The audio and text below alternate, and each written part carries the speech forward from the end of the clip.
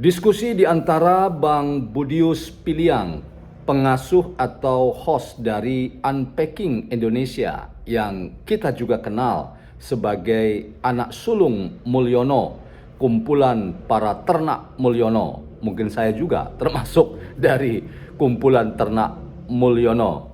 Salam kenal, salam hangat Bang Budius.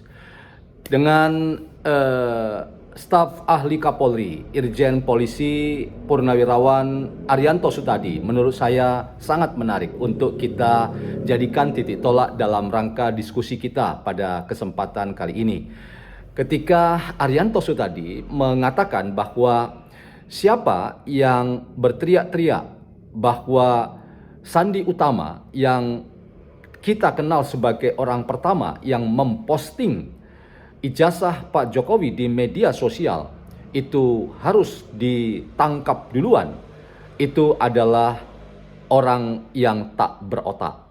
Apakah ini berarti bahwa kalau sasaran omongan Arianto itu ditujukan kepada Roy Suryo dan kawan-kawan, maka kita bisa sebut bahwa salahkan Sandi Utama berarti Roy Suryo tak berotak.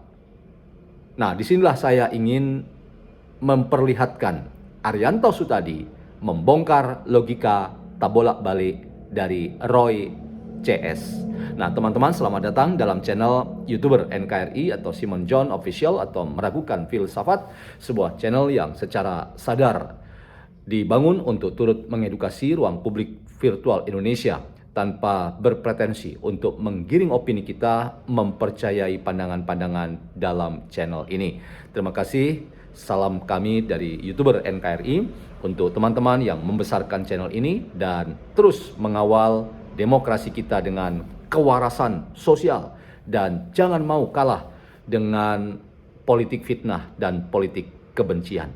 Teman-teman, mari kita nonton potongan video pendek dari diskusi di antara Budius Piliang dengan Arianto Sutadi soal siapa tak berotak. Kita nonton. Yang ketiga adalah asing yang tidak senang dengan kita. Amerika benci karena kita Freeport-nya diambil alih. Simpel aja saya ngomong itu. Eropa karena WTO-nya dia ditantang oleh kita. Jadi 4 kelompok inilah Pak yang paling tidak itu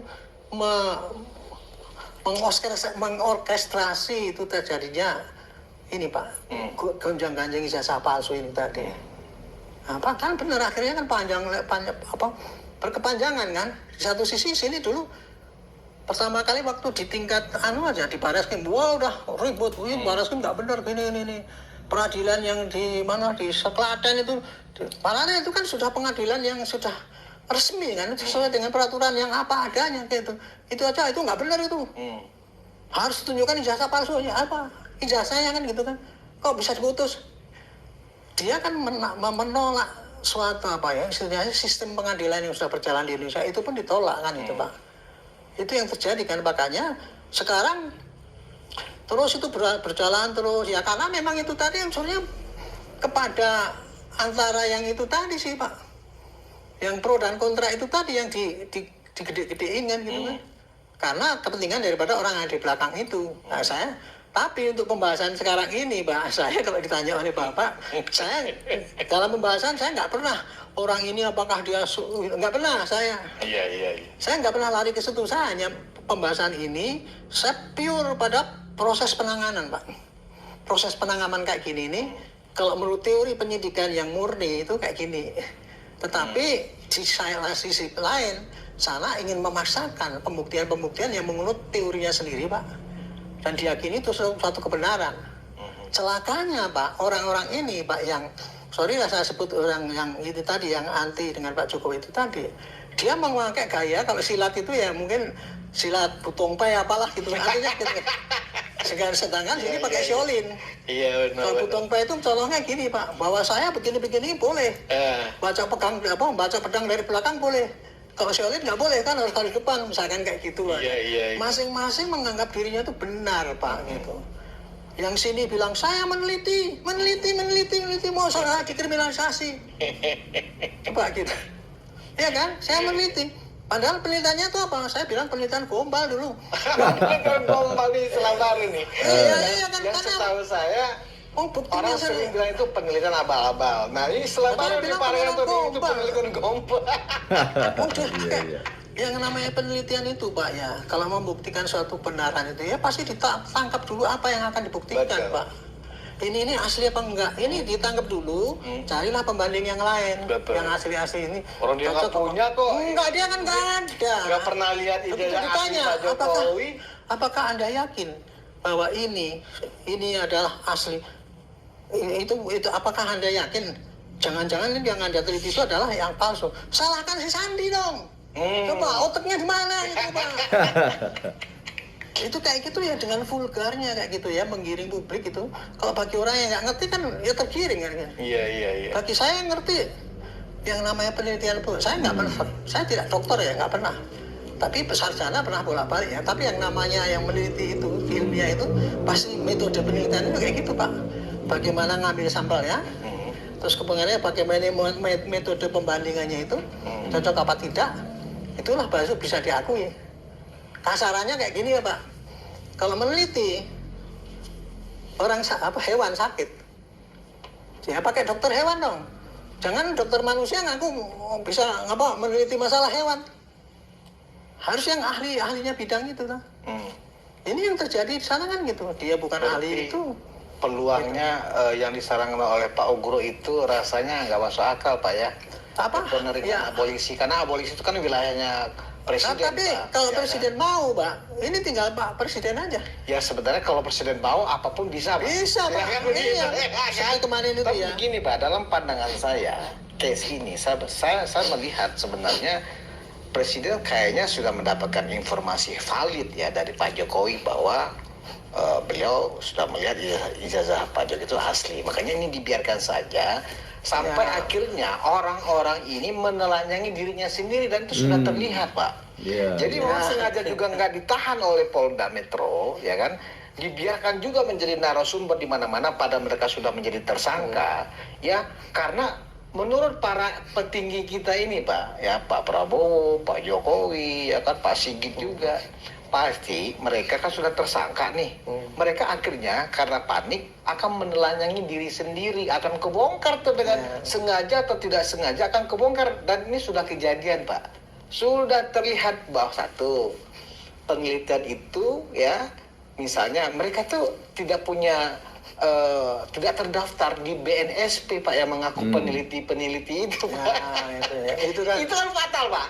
Tuh, Ya kan? ya. Mereka mengaku peneliti, Roy Suryo ngaku peneliti, Tiva ngaku peneliti, Rismon ngaku peneliti. Ternyata ketika dicek oleh kuasa hukum Pak Jokowi, mereka terdaftar nggak benar sebagai peneliti, profesinya nggak terdaftar Pak. Artinya kan mereka akhirnya menelanjangi diri sendiri, yang akhirnya tahu bahwa semua yang mereka lakukan ini adalah gombal kalau istilahnya Pak Arianto.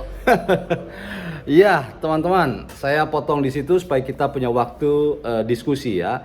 Jadi Pak Arianto tadi berkata bahwa Roy Suryo CS itu peneliti dan penelitiannya gombal. Ya, itu dipertegas oleh Budius Piliang tadi, penelitian yang dilakukan oleh Roy Suryo CS itu gombal. Nah, mengapa? Karena salah satu alasan yang menurut saya sangat kuat, selain kita yang berprofesi sebagai akademisi, dosen ya, yang tercatat atau terdaftar di pangkalan data Dikti atau Pendidikan Tinggi Republik Indonesia, dan kita punya NIDN, dan kita juga menjalankan 3 tugas perguruan tinggi, yaitu pengajaran, penelitian, dan pengabdian pada masyarakat.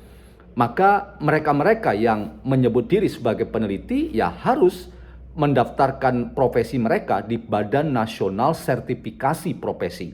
Jadi kalau tidak ada, maka seperti yang dikatakan oleh Arianto tadi, penelitiannya itu gombal, dan Roy Suryo CS itu harus disebut sebagai peneliti gombal, kata Arianto dan kata Budius Piliang. Itu yang pertama teman-teman. Yang kedua yang kita menarik untuk kita diskusikan adalah apa yang disampaikan oleh Pak Arianto tadi bahwa mereka-mereka yang memframing dan menggiring opini dan itu menyesatkan terkait dengan siapa yang harus disalahkan pertama-tama terkait dengan pertanyaan publik yang semakin cerdas dan semakin berani mempertanyakan kerja-kerja penelitian yang dilakukan oleh Roy Suryo, bahkan sampai menulis buku dan bukunya judulnya sangat provokatif, Jokowi's White Paper, Gibran's Black Paper dan seterusnya.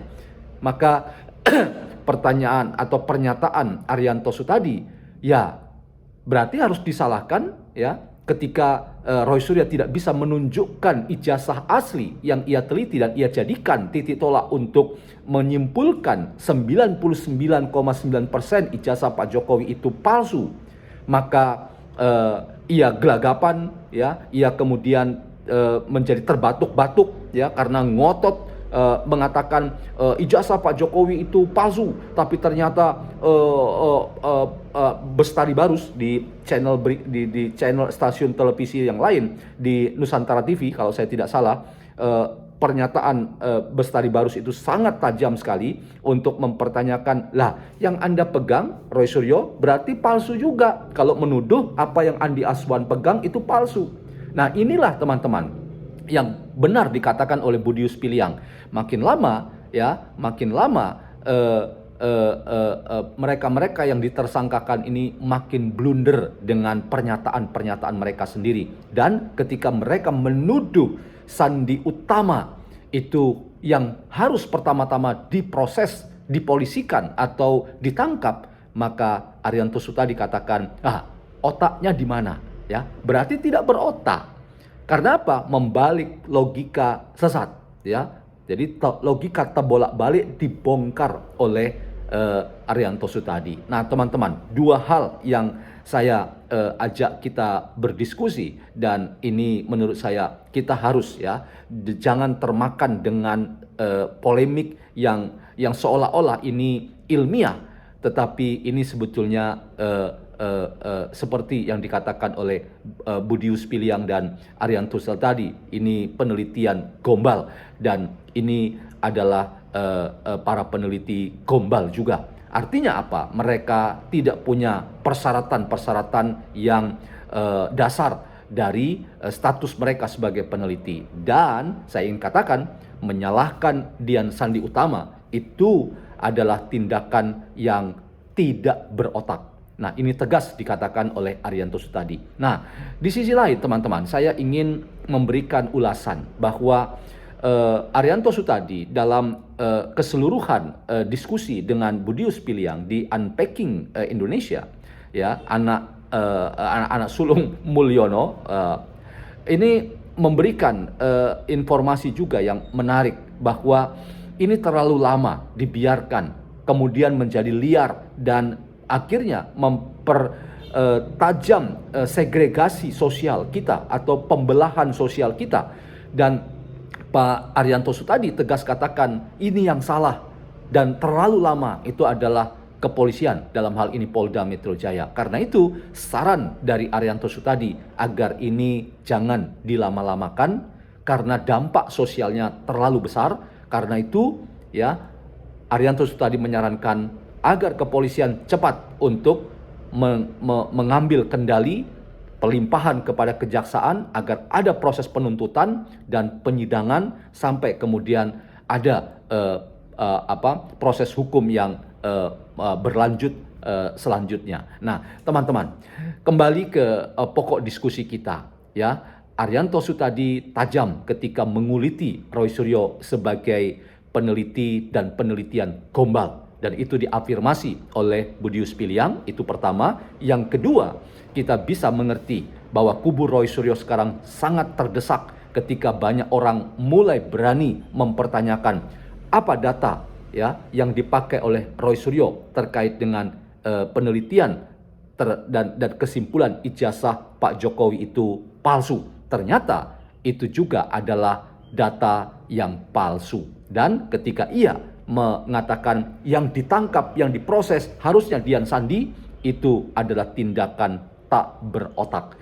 Ini tegas Arianto Sutadi kita katakan. Maka kita bisa membuat kesimpulan bahwa penelitian dari peneliti seperti Roy Suryo Rismond dan Tiva itu adalah gombal saja. Dan yang kedua, kita bisa simpulkan bahwa menyalahkan Dian Sandi Utama sebagai sumber masalah karena Roy Suryo ternyata juga memegang, meneliti ijazah palsu, maka itu harus disebut sebagai orang atau kelompok orang tak berotak. Salam waras, salam YouTuber NKRI.